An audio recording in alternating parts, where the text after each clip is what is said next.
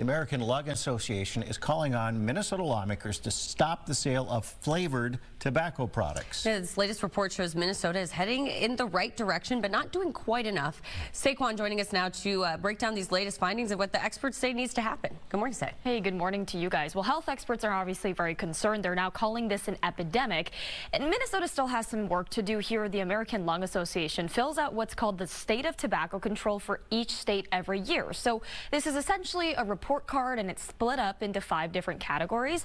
Let's start with some good news first. Minnesota, as you can see, got an A in strength of smoke-free workplace laws and then coverage and access to services to quit.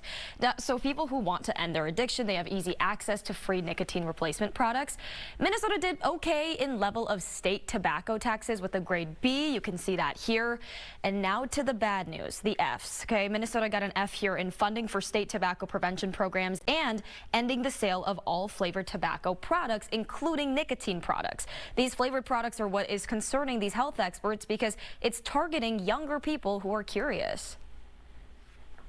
It's unusual that addiction just stops at nicotine. You know, for my career, we've talked about nicotine as the gateway drug because nicotine enhances other drugs. Nicotine enhances the effects of THC.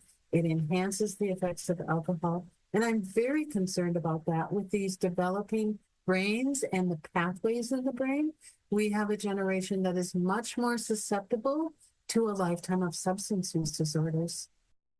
The advocacy director also talked about how enticing these devices can be. She says she found a product in Minnesota that contained 35,000 puffs, which was being sold for less than $25. And for some context here, one cigarette contains about 10 to 15 puffs.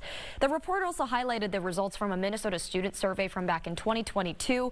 It shows 15% of 11th graders in Minnesota are using tobacco products. That could be anything from cigarettes and cigars to smokeless tobacco and electronic vapor products. Here are the numbers for you right now on the screen. Almost 2% of 8th graders in the state say they are also smoking, but the report just didn't highlight exactly what kind of products they were using. The American Lung Association does provide education and research tips even on finding your path to recovery. You can find all of that information on their website, lung.org. Clearly a very big issue that still needs to be worked on here. Yeah. And it's it just comes off of the chalkboard when you see those grades. We need to help. It feels like we made so much progress too with the traditional tobacco products, and now maybe a step back. Another setback, yeah. All right. Thanks, Thanks, guys.